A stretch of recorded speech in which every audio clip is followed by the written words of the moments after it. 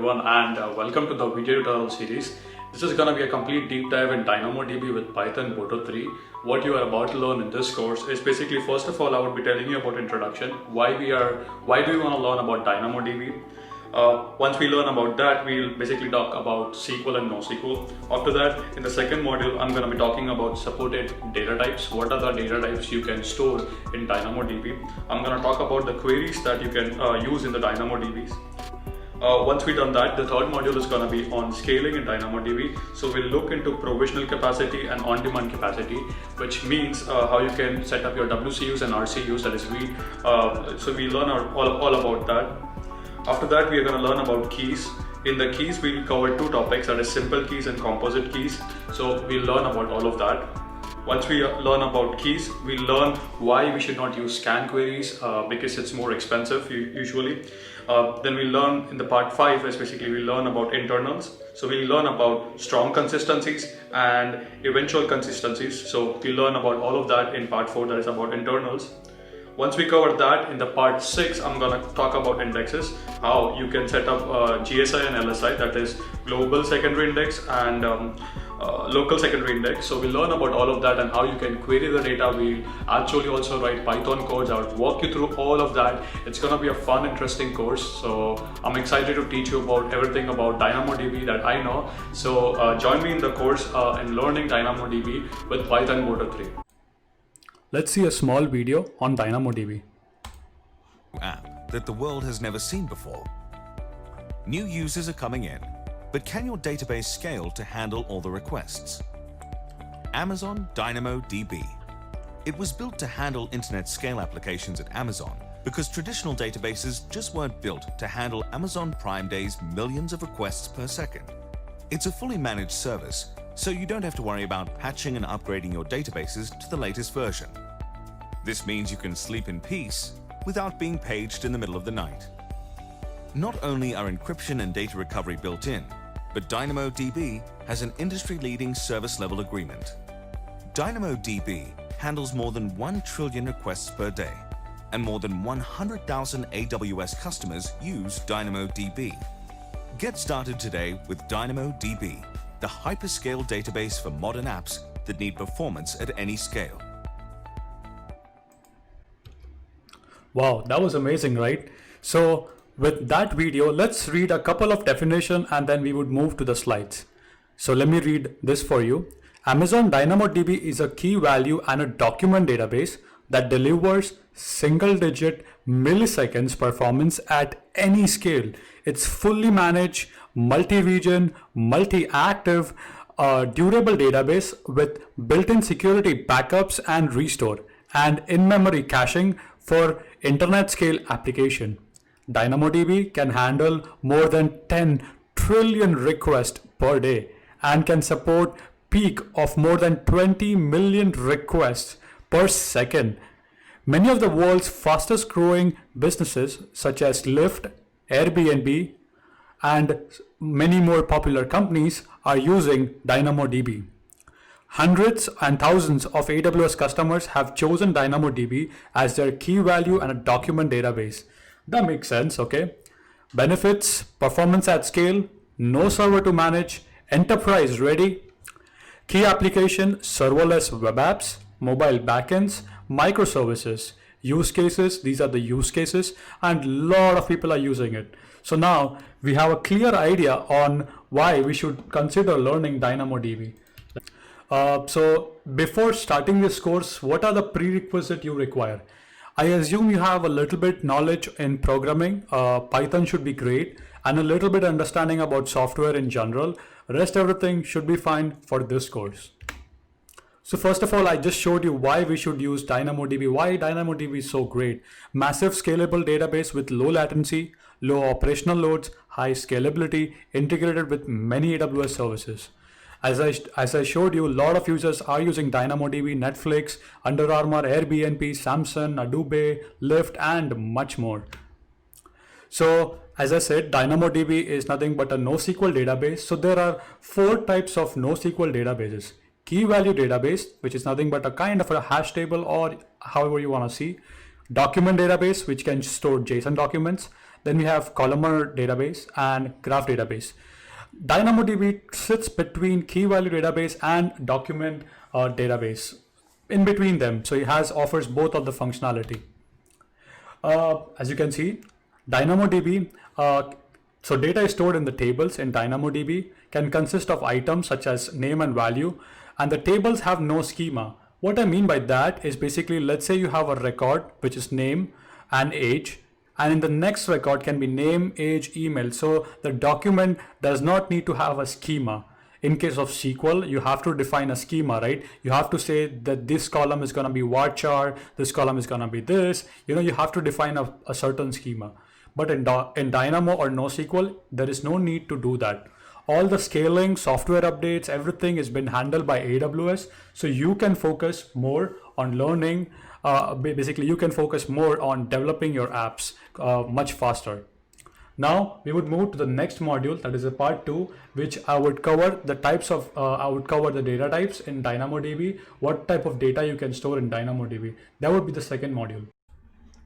Alright, let's move to the part 2 of the section where we would be learning about data types in DynamoDB. What I mean by that is what kind of data you can store in DynamoDB. Let's move with the slides. So as you can see, the first one, name as John, which is a string. You can store a string. Age is 30, which is a number. So the type is number. A photo, which is nothing but a base 64 encoded data. You can store huge base 64 encoded files in Dynamo as binary. You can store Boolean, that is true or false. You can store null values, as you can see. Apart from these set of values, DynamoDB also offers other things, that is a list of any type, which means, as you can see in the first situation, we have a number, a string, and a Boolean. Set of strings, basically set of string, a unique value. So in the second case, friends John and Peter, we have unique value. Set of binary unique values. So as I said, base 64 encoded values, images, right? You can store that. Set of numbers, unique value. You can have numbers as well. Or it also supports map. Map is nothing but a dictionary or a JSON documents. Let's move to the next slide. So the DynamoDB has two important things, that is the partition key and the sort key, which I would cover in much detail. I would try to explain you what this keys does. So every table should have a partition key attribute. Every item should have it. Same type in all the items. Each item should have a unique value. What I mean by that is, in database, in SQL, how you have IDs, which is as auto increment, a primary key. This is similar to that. It is just a fancy name called as a partition key. I would, of course, explain you more in detail, but it should be unique, and every document should have a partition key. Okay, that makes sense. Let's move at the next example. So this data example shows you a very simple records. As I said, it has an ID, email, and name. And the first column ID is a partition key, which is unique, right? It cannot have same partition key in the table. So as you can read, this allows us to query the data, say I want the data where ID is 2. Okay, it's going to return that. That's basically partition key. Now, let me talk about limits. This is very important. Basically, in DynamoDB, single item cannot exceed the size more than 400 kilobytes. That means a single record, when you store in DynamoDB, the size cannot exceed more than 400 kilobytes. But you would ask me a question, okay, but what if my size does exceed more than 400 kilobytes? Well, in that situation or in that scenario, you want to store that file on an AWS S3, and you want to store the path of that file on the DynamoDB right? So that means you cannot store big files. So as I just told you, you can store it on an S3 and have the S3 path on the DynamoDB column or the object. Now, in the next part, I would be explaining you the concept. All right. Welcome to the next part, that is scaling in DynamoDB. Let's understand the concept first, and then in the end of the series, I would walk you through the actual creating tables and scaling and all of that. Let's learn few terminology first. Let's move to the next slide. Scaling in DynamoDB. We have two types of scaling, that is provision capacity and on-demand capacity. Provision capacity specifies expected read-write throughputs. So basically, you as the user, you would specify how many reads or write or throughput is allowed in your tables. Well, on-demand capacity, DynamoDB scales automatically based on the demand. Okay, that makes sense. Let's move to the next slide.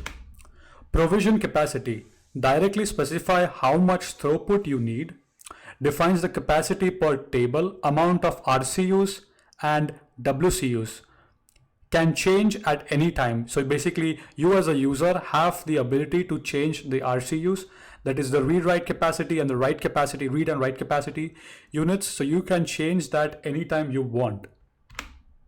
Capacity units. Now let's understand these RCUs a little bit and the WCUs. Each table has RCUs and WCU values. That means one RCU means read up to 4 kilobytes per second. One WCU means write up to 1 kilobytes per second. Can set any combinations of RCU and WCU values. We'll learn about when we create a table on Dynamo, we would see how we can specify these values. So spend on read and write operations. So let's look at the next slide, which I'm going to show you a nice example. Let's say the first operation you did a read operation, which was about 4 kilobytes in size. So that's going to cost you 1 RCU. And the next you did a 17 kilobytes read operation. Now you might ask, if 1 RCU was 4 kilobytes, how come 17 kilobytes is 15 RCU? Well, that is because 17 divided by 4, 4 4s are 16. And so basically it's about 4 point something. So what Amazon does, it rounds up to the next nearest value. So that's why you would consume 5 RCUs. Well, that makes sense, but what about the cost? Let's understand the cost aspect of DynamoDB. 1 RCU, which is nothing but, remember, 1 RCU is how much? 4 kilobytes of data. When you read, it would cost you about $0.00065 per hour. That's very cheap. Per hour, you only pay that much for 1 RCU. Cost is about 0.5 cent or 50 cent or 50 cent per month. 1 WCU would cost you about 0.00013 per hour. Cost is about $0.1 per month. So as you can see, 10 RCU or 10 WCU basically. Autoscaling in DynamoDB, AWS can automatically change the capacity. It can increase if the load goes up, decrease if the load goes down, and can be configured or disabled. So you have the capacity to do that. This is nothing but, as I mentioned, we have two kind of scalings, provision and on-demand. So let's look at a little bit about on-demand. So here is a pretty nice example about provision and on-demand scaling. Provision is basically, you need to specify the capacity. You as a user tell that, hey, I want 10 WCUs or 10 RCUs, which I just explained you what these are. On-demand, no need to configure anything. Provision are cheaper per request. On-demand, more expensive per request. Provision is good for established application. On-demand, good for new applications. Provision, use when there are traffic patterns, right? You can use when there are traffic patterns. On-demand would be useful for sporadic traffic, okay? Now in the next part, that is the part 4 or the module 4, I would be going over keys. Basically, we would be learning in detail more about about partition keys and the sort keys, or however you want to call. So let's go to the next module, that is part 4. Keys in DynamoDB. There are two types of keys in DynamoDB, that is simple key and composite key. Let's look at that.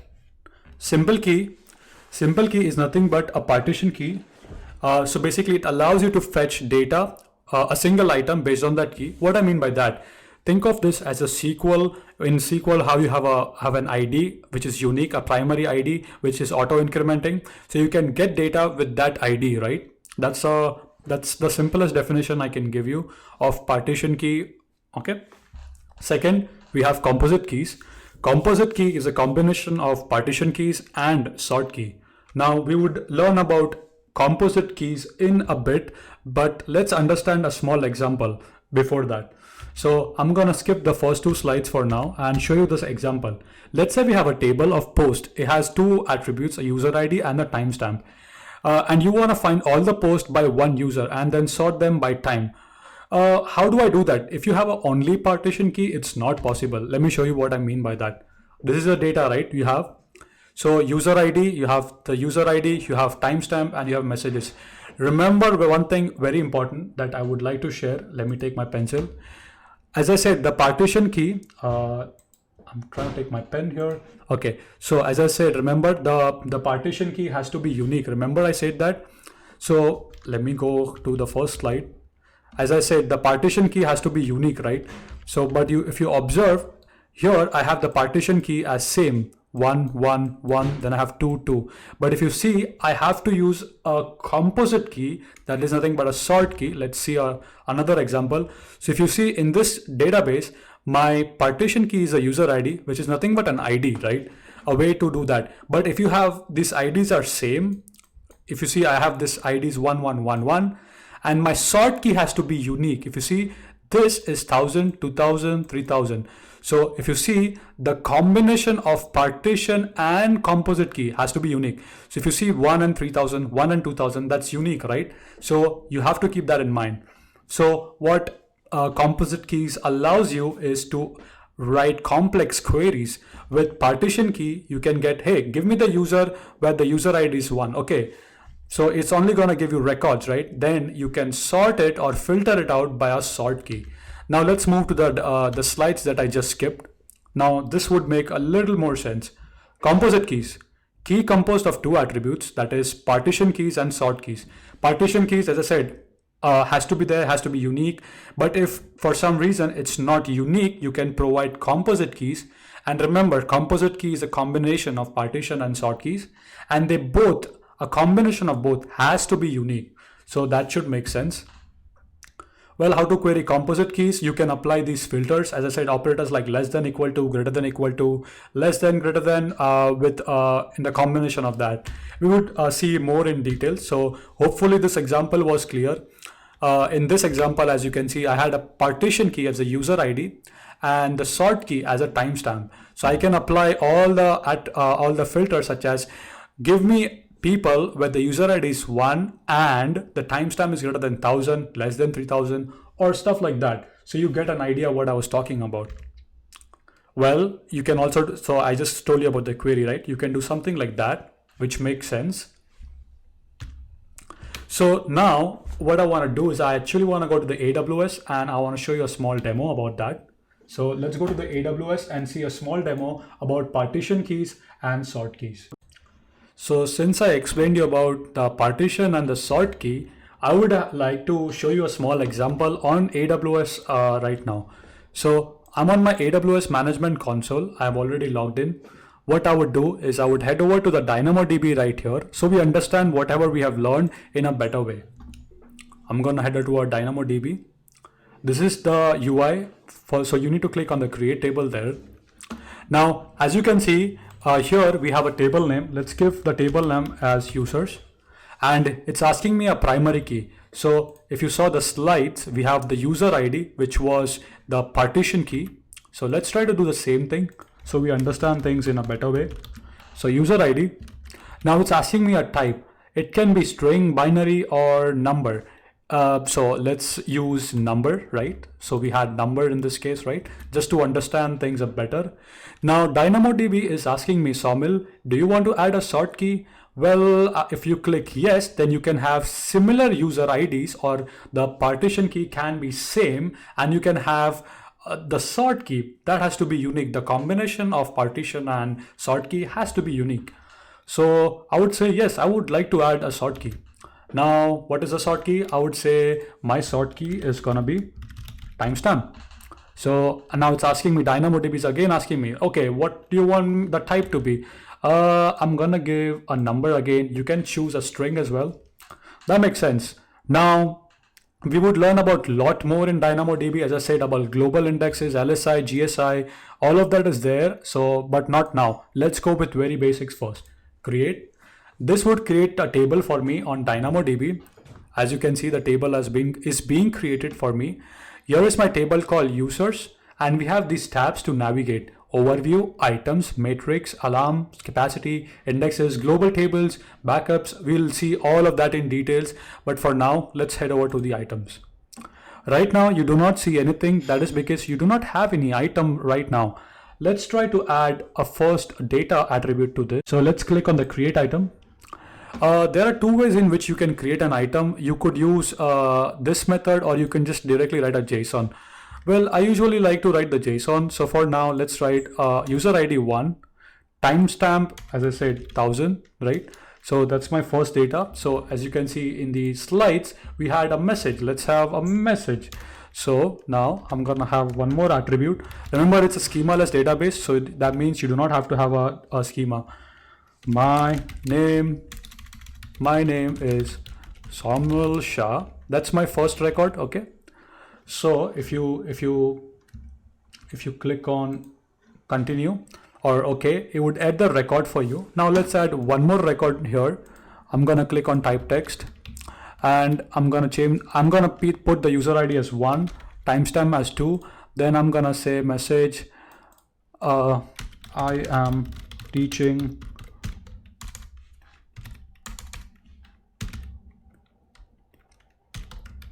DynamoDB.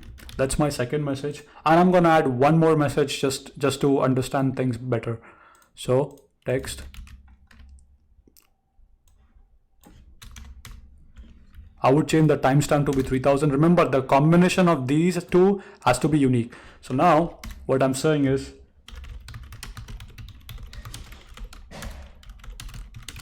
okay, so I have that, right? Oops, I have a spelling mistake. What I would do, I would zoom out, click on save. Now I have 3 records on DynamoDB. So if you understood the concept correctly, what is a partition key and what is a sort key? Partition key has to be unique, but if it's not unique, you could use in conjunction with a sort key, and the combination of partition and sort key has to be unique. So let us see if you can filter out some data and learn that. We would learn about scan in details, but not now. Let's learn about query. Remember, I told you and basically in partition, what you could say is, you can see user ID. I want to say, hey, give me all the data where the user ID is 1. Okay, I have all the data. Now I can use the sort key to filter out. I can say greater than, less than, equal to, between. So hey, let's do where this one is greater than 1500. So when I do that, I guess we have a small typo. So let's see, the user ID is this and the timestamp is a number. Let's search for 1500, or let's use a greater than equal to, I guess. Greater than equal to, let's say 2000 for this example. So that's a very simple example. If we try to search it, let's remove this. I don't need that. So if you press the search button, now you can see you have these 2 records. So if you want to search based on partition key, it would only give you a value, and then you can filter out using a sort key. Now you might ask me, Somil, what if I want to get messages based, if it is starting with this or that? Yes, I know, I'm gonna come to that. That is about the scan and all, and I would teach you why we are not gonna use about scan queries. So first thing is basically the partition key and the sort key. One more thing I would like to teach you. Remember, I said that if you only use partition key, it has to be unique. So let me show you what I mean by that. Let's say I have a column called as user unique. Let's say I have a column called user test, and the ID has to be, and the ID is going to be user ID. Okay, I'm not adding a sort key. Let's create a table. And if you try to add the data with the same ID, it's not gonna work. And let me show you that actually in action, because that way you would understand the difference between the partition key and the sort key.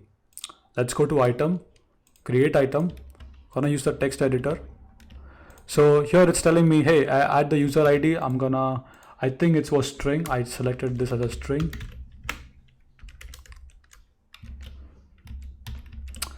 Let's just use this text for now. Okay, so that's the user ID one. I want to say name attribute. So I'll show you the problem now. Save. Oh, you have that. Okay.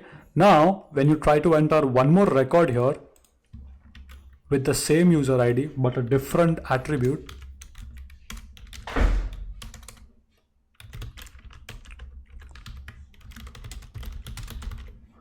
so when I try to do that, because the partition key is same, it's not gonna work. As you can see, you have to set up a sort key if you want to use the same partition key. So hopefully that makes sense. That should clear up all the concepts about partition keys. Let's go to the slides. So this is basically the next chapter. So hopefully this makes sense, and everything about simple keys and composite keys, that is about partition keys and sort key, is cleared. Now in the next part I would be talking about scans and why we should not use scan queries in DynamoDB. Why we should not use this, right? So let's see first of all what scan is. Can be provided an arbitrary search expression, high price, much slower, more expensive. Scans are the last resorts. Okay, what do you mean by that? Why I don't recommend scan query is because basically, as I said, scan queries can give you results, of course, but it's very, very slow and it's much more expensive because it has to iterate over all the data and see match. Okay, so that's why I do not recommend scan queries in your tables. So now you might ask me, Saumil, okay, but you had the message attribute. What if I want to store, I want to search something on the message? Well, for that, we can use GSI, LSI. We would come to that part. But what I want to tell you for now is, of course, we see the query, right? What I want to say is, of course, when you use scan queries, things can be expensive, right? You don't want to, because it has to search from all the attributes. Let's see. I'm gonna basically try to see with the strings. Let's try begins with, and let's see I want to start this. So you know what happened? It's gonna go through all the documents and check. You can see it's expensive as well as it's costly. So I wouldn't recommend anyone using scan queries in your design. Try to avoid scan queries if possible. It's not recommended to use much. Use it, but don't use that much, I would say. All right, part 5, internals in DynamoDB. Let's get started. Let me move to my slides. Partitions in DynamoDB. So hopefully I gave you a good idea what partitions are in DynamoDB. Well, let's learn a little bit about internals of DynamoDB. Before going through this, a partition can store up to 10 gigabytes. That means a single partition, the maximum data that could be stored is about 10 gigabytes. So what happens after 10 gigabytes, you would ask. So I'll show you what happens. So say you have these partitions, right? You have these partitions, like, as I said, the user 1, 2, 3. Remember I showed you an example, and say this data, that partition grows above 10 GB. Well, DynamoDB would break down that into a several sub-partition. What I mean by that is, I guess I can show you a small demo. Let me get rid of all the queries. I just wanna show you the data first quickly. Let's go to the user table. So I have all of these, right? So these all ones are one partition, right? And as the data grows, you can have up to 10,000 and 10 gigabytes. If it grows above 10 gigabytes, it's gonna store into a sub partition. So that's what DynamoDB does. So as I showed you, right, you have these records and you have these messages. If it grows above 10 gigabytes, it would basically split into another partition. That's how DynamoDB works, right? I mean, so as you can see, also one important thing is when the user writes data to DynamoDB, I don't know if you know this, but DynamoDB, that data would be written on that data, of course, would be written on a table, but at the same time, it's also being written on 2 different regions where your data lies. So what DynamoDB does is basically copies your data into 2 different regions just to make sure it's fault tolerant. Now what it does is it waits for the response from 2 of the region, maybe this one and this one. If it gets from 2 of them, you get the response back. So, or maybe it can be this one and this one as well, but it has to get response from 2 different regions. That's the default behavior right now. You would say, okay, if I don't want to do that, how do I stop that? Well, let's look at the next slide. That might solve your confusion a little bit.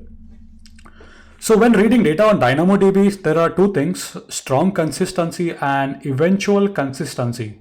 Well, what is that? Strong consistency. Read data from two copies guarantees to read the latest update. That means when you read the data, it's gonna read the data from, as I said, you can read the data from both the copies, and you are guaranteed with the latest update. What is eventual consistency? When you read data from one copy, let's say when you read the data, you're reading only from that copy. But you may have a problem that data might have been, so as you can see, one copy may miss and read the stale copy. Cost is twice X. So that means the cost is 2 times more, and you might miss the latest data. You might have a little outdated data. So you might ask, okay, if that makes sense, why would I even use eventual consistency? I would always go for strong consistency. Well, I mean, depends. I mean, it depends. I mean, if you don't want to have copies, as I said, it totally depends on application. I just wanted to bring this to you. Like, there are two things like you can do. As I said, strong consistencies and eventual consistency. So by default, you would write on all the 3 regions that the data is copied, and when you read, it's gonna, so as I said, it's gonna wait for the confirmation from both of them. Any 2, if it gets a confirmation from at least any 2 of them, it would give you a response. So I guess there is a way you can specify the default consistency in DynamoDB. We can take a look at that a little later. One thing that I would like to cover is a very important topic, is about index in DynamoDB. So what do I mean by index? As I said, when you want to query a data from a Dynamo, right? Let's say you're using a scan query, you have to go through all of that. It's very expensive and slow. Well, you want to have some kind of a data structure. Let's say you want to have you want to retrieve data where the name is Owen.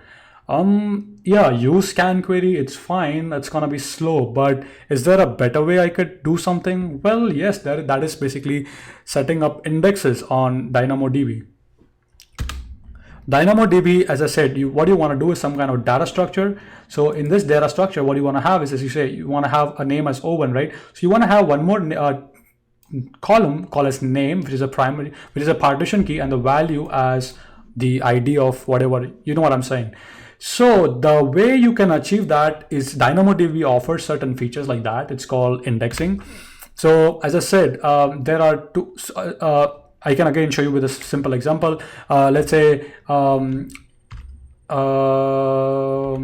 yeah, this is again one more example I wanted to show you. Let's say you want to query this data example. So what I'm saying is, remember in this, if you want to get a name as Owen, you have to go through a scan query, and it can be pretty expensive, right? So instead, what you want to do is you want to set up some kind of an indexing, right? A local secondary index or a global secondary index. This is a very important concept that you need to make sure you understand this properly, and let's understand this. Local secondary index. Secondary index, or LSI, selects a different sort order for a partition key. Okay, we'll understand this. I have an example, a very nice example to make sure. Let's read the definition first. Global secondary index access data using a different partition key. Let's look a little bit in detail. So local secondary index, or LSI, similar to sort keys, specify an attributes for LSI, allows more than one sort order. Don't worry, it makes sense. I have an example in the next slide. Values of LSI can be duplicated. Partition keys and LSI attributes, limited by size, single partition up to 10 gigabytes. What that means, okay, let me now make you understand what I just said. So you had this partition key, call its user ID, you had the timestamp as a sort key. I told you about all of that. Now what you could do is, for the message, remember we had a message, you could set up an LSI, that is, as I said, LSI stands for what? Local secondary index. So that would be a local secondary index. What that would do is basically it would allow you to use in combination with the partition query. So what I mean by that, like query where give me all the people where the user ID is 1 and sort by message. Well, that's fine. What it also allows you to do is allows you to do, if you set up LSIs, say for example, in this, it shows you a very nice example. Give me all the people where the user ID is 1 and the rating is greater than or equal to 4. Now you can do that with the scan, and remember I told you why not to use scan. Scan queries are slow. You have to go through all the stuff. But when you set up LSI, that is local, what was I saying? Local secondary index, yeah. When you set up LSI, when you set up LSI, it allows you to query that index and it's not slow. So, so this using setting up LSI on a column would allow you to query the data. For example, give me the user ID is 1 and the rating is greater than or equal to 4 and sort by rating. So using all of that, you can, LSI makes sense, right? That's the reason you want to have LSI. Now, what is GSI? Global Secondary Index. Okay, that made sense. Remember in the Dynamo example I showed you, if you want to filter, if you want to add some commands here, you don't want to use scan. You want to set up an LSI over the index. That's the best way to do that. Now we'll learn how to set up an LSI and GSI on the index. Excuse me. Let's go to the slide and understand GSI first. GSI, Global Secondary Index. Same data within different partition key copied to another table can have either simple key or composite. Okay, I know it does not make sense with reading this. Now let me show you an example which will make sense. In layman language, what this means is when you set up a GSI on an index, you would copy your entire table data and you would keep it in sync. Okay, hold on. I would explain you what that means. Say you have a table with a username and email, and you have a partition key. Your username is a partition key, John, Peter, and then you have a value, right? When you set up a GSI, what happens is basically, let's say you want to grab the email, right? So what GSI would do is you would take all of these values, would copy this, right, here, and this would be your partition key. This DynamoDB would do that, right? And the username would be the upcoming, value. So this would, whenever you enter any new record here, it would automatically copy that in the GSI key. So, okay, so why do you want to use that? Okay, let me show you an example. Say you have this example, a data like this. So if you want to query data based on GSI, so you can say like, hey, give me a query where the topic ID is 2. It's going to return this blue chunk of data and the timestamp, as you can see, and the timestamp is greater than 2000. Now you were able to do that on the timestamp. You were able to do this on the timestamp because it was a GSI key. It was a global GSI key.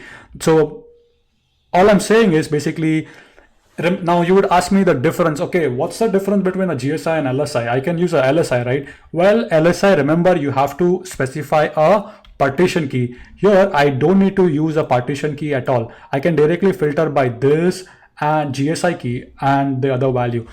Okay, let's look at the LSI again.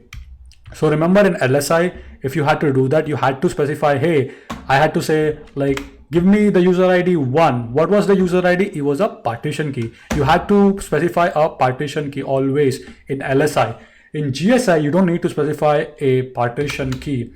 You can directly filter out by, as I showed you an example, by the GSI key and the sort key. As you can see in this example, clearly how powerful it is. Now the question comes, Somil, but how many GSI and LSI keys I can set up on an index? There's a limit. Up to 5 LSI per table, cannot add to an existing table. Then up to 20 GSI per table. You cannot do more than 20. If you want to do that, it's possible. The only thing is you gotta contact AWS for this, because AWS has to help you to set up the GSI and the LSI keys. Well, that makes sense. Let's see that practical on AWS with a nice example. All right, so we did understand about LSI in detail. We explained you about LSI and GSI. So just one more time, I want to give you a recap. What is an LSI? LSI is a local secondary index. So basically, when you have a data, right, you have a primary, where you have a partition key and a sort key.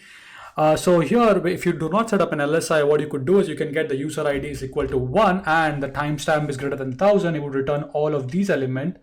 But if you also want to query the message column, you have to set up an LSI, and then you can use stuff like begins with or where it's equal to this. So it allows you to query that column, right? So that's what it does in conjunction with a partition key, remember. So how do I set up all of that on the AWS? It's easy. Create tables. You want to create a table called as users. All right. And you want to have a, what do you want to call a partition key, which is this one right here, user ID.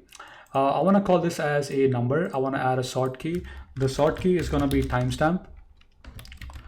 So I'm gonna say timestamp, and this timestamp is also gonna be number. So once we do that, you wanna click untick there, you wanna click here. So now it's asking me, I wanna set up an LSI. So remember, LSI has to be the user ID. The partition key has to be same. So I'm gonna say, you know what I'm gonna say?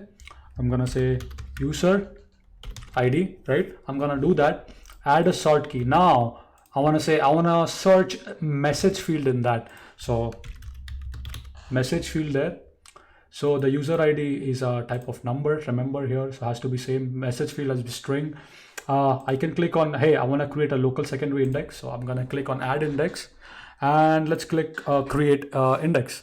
So what you essentially did is AWS would create a table with the partition key as user ID, timestamp as a sort key, and message field as a LSI, that is a local secondary index. So you can, query and add stuff like that. Remember, what's the maximum length? Maximum LSI you could set up in a data is 5 per table. Remember that. It's very, very important. So now with that being said, we go to the items, go to create items, click on text. Okay, so we have that. So we're gonna say user ID 1, timestamp 1000, and we'll say hello 1, hello. My name is Somil Shah. Okay, so we do that, we save. Okay, so we have that. Let's do one more item. I'm gonna click on text. Remember, I'm gonna choose a different timestamp, and here my name is Somil. Let's add that. Let's add one more.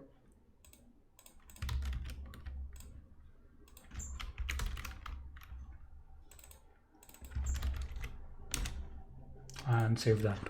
So you have these 2 records. Now what you can do, as I said, explained you in the example, you can filter the data with LSI. As you have an LSI setup, you can filter out the data pretty easily. Excuse me. All right, so we have the data. Now let's learn how to query the data, the LSI data, that is local secondary index. So as you can see here, let's go to the query section right here. As soon as you do that, on the drop down, you would see 2 indexes now. Here you can see the user and user ID.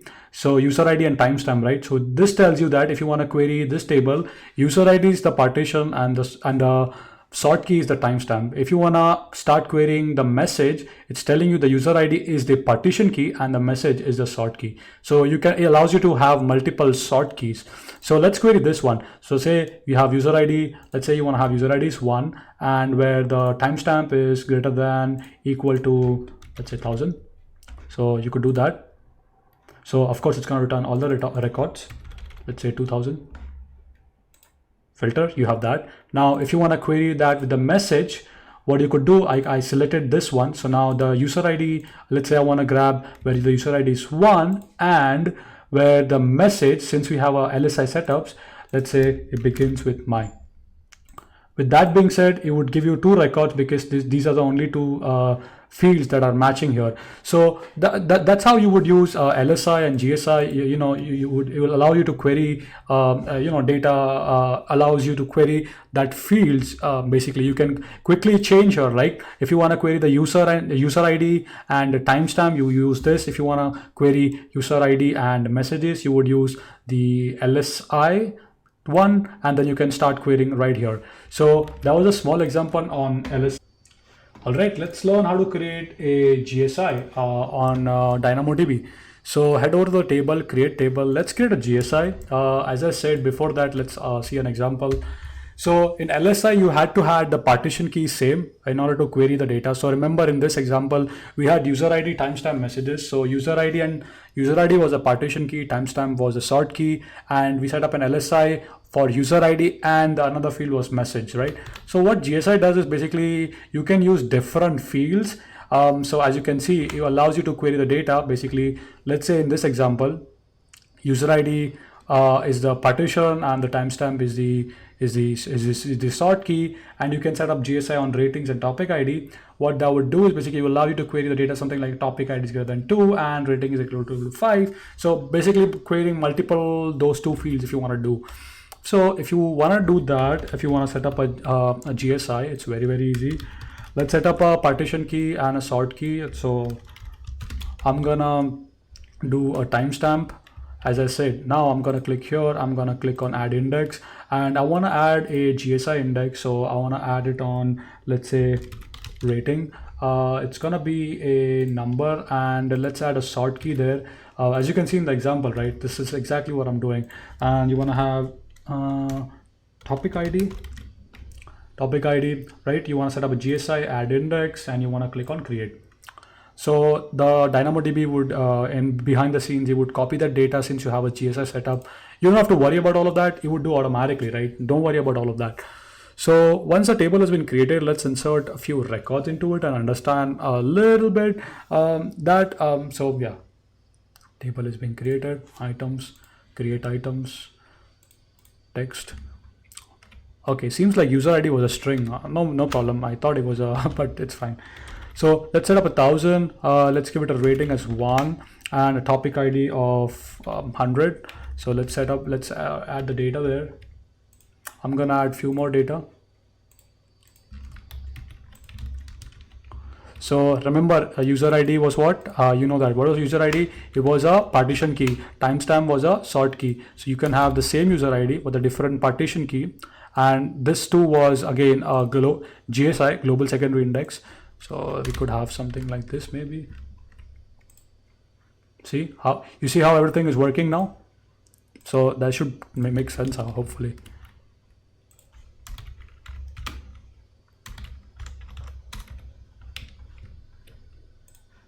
Okay, that's pretty much enough. I mean, for example, we already have a GSI here. So what it does, if you could see, is allows you to query the data. And the first you have user ID and timestamp. So if you want to query these two fields, it's easily allows you to do that. But if you want to query the topics and rating, you could we just set up a GSI. So what it does is you can say, so I'm selecting here like, hey, ratings and topic ID. So I'm going to add a filter, and you can see, oops, I think I made a small mistake. I was using a scan. So query, now that makes sense. So when I select the first one, the user ID and the timestamp, those two are the partition and the sort key. But if I select the GSI index, so now if you see the rating and the topic ID, the rating is my partition key and the topic is my sort key. So you see what I'm saying, right? So ratings, right? Let's give it a rating. Let's say I want to give it a rating of 1, and where the sort key, let's say sort key, what is that? What I have, topic ID. So let's say where the topic ID is, I'm selecting 1, so it's going to select this 2, and let's say where it's equal to 100. Start search, and here you go. So you got an idea how GSI works, how LSI works, everything works. Hopefully that should make sense. Yeah, so that is all about GSI. And now let's do a simple recap on how you can add data using programmatic approach. So using Boto3 should be easy, not a big thing. All you gotta do is, first of all, you gotta create an IAM user. So let's do that. What I would do here is basically I would come to AWS Management Console and I would search for IAM, and hopefully I don't have my specs, so that's why I have trouble seeing that. So I'm gonna type on the search bar. So I'm gonna go to the IAM console right there. Yep, right there. Wanna click on users. You wanna click add a user. So let's say test. Have a programmatic access there. Click on the next. Click here on the attach policy. Make sure administrative policy for learning. And click here, review, and create a user. Once you do create a user, it's gonna give you a access key and a secret key. I would love to. I mean, it would be really great if you copy that, because we need that, right? What we need to do after that is we want to launch a Jupyter notebook, because we have to do some programming. I want to show you how some code, very basic, so we understand all of this big picture, but we understand GSI, LSI, all of that. Now let's just add some data to the DynamoDB. So I'm going to start my Jupyter notebook pretty quick. Hopefully should not have any errors there, but yeah.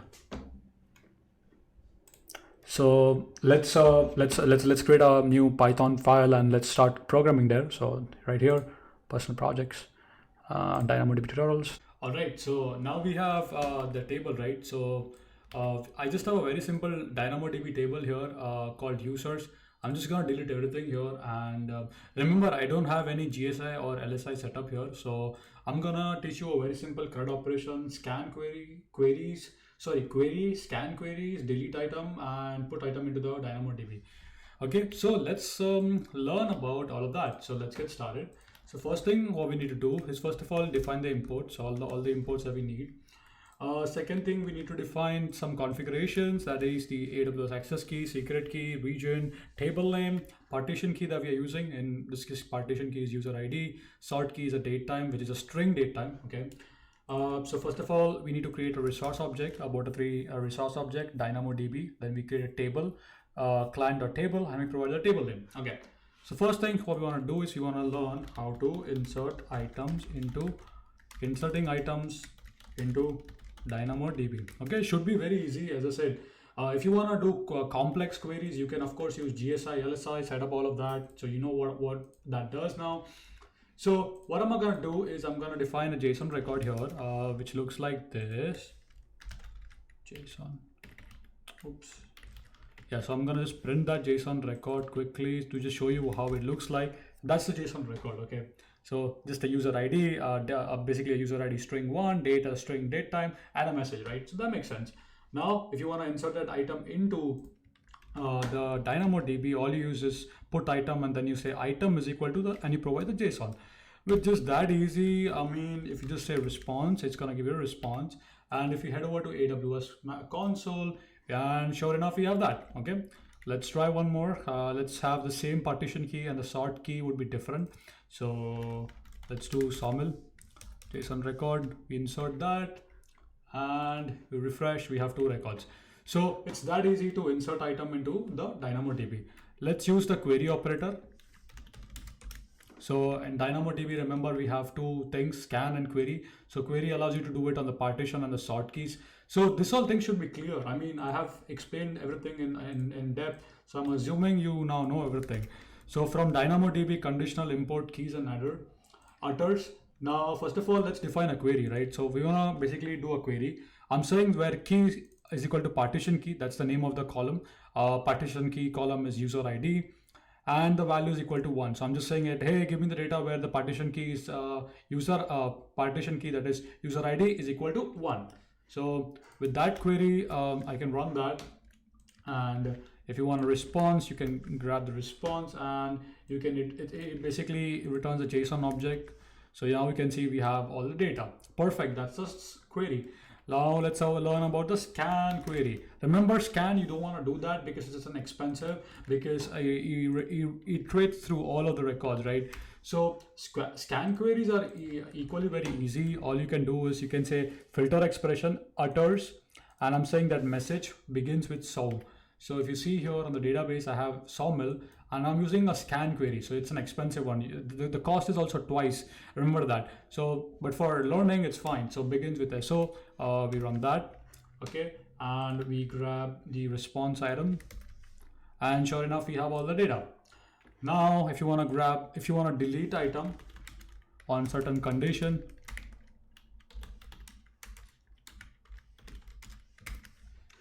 again, should define the query that you want to do. So I'm saying that, hey, so let me just show you the query. So that's my query, user is equal to 1, and the date time is this. So I'm saying that, let's do for this one, otherwise it's gonna miss. So I'm saying that, hey, could you delete the user where the user ID is 1 and where the date time is this. Okay, so now if you want to delete it, just call table.delete method. I mean, it's that easy. You provide the key attribute, and if I run the response, it's gonna give me 200, which makes sense. And if I come here, the data should be deleted. All right, perfect. So yeah, those are the very basic operations, also called as CRUD operation: create, delete, query, and insert. If you, for some reason, if out of curiosity, if you want to learn more, I would recommend come here, guys, to the official website. You can look at the table object, the client object. It's easy, right? You can just, all you gotta do is just read. So if you see here, they're creating a DynamoDB resource object, and these are all the items that you could do. You can create a stream, table ID, table ARN, you know, all of that. So you can say item counts, key schema. So you can come over any one of them and see, okay, how they are implementing it. You know, it's a little bit of reading. You have to spend some time. I mean, that's what I'm trying to say. So that's the idea. I want you guys to come here and explore a little bit by yourself. I have given you the maximum resources that you need to know. Now, I guess it's up to you guys how you basically use it. So yeah, come to this website and spend some time on this website. There are these operations. Come and read these operations. Put item, we did that. Query item, we did scan. You can also have an update item. You can do all of that. So yeah, now it's up to you. Read the documentation and figure out the rest of the stuff. You have the whole idea about DynamoDB now. So yeah, so that's basically about the CRUD operation. And yeah, that's pretty much everything about DynamoDB. I hope you have enjoyed this entire series on DynamoDB and hope it was really useful. And if you did find it useful, please give a like to my video. Kindly do share this video with people whom you think it might be useful. That would be really great for me and my channel. Once again, I just want to say thank you for all the love and support. Keep smiling, keep coding. And if you have any more questions on DynamoDB, I would love to answer them in the comments whenever I have time. Once again, guys, stay safe and see you guys in the next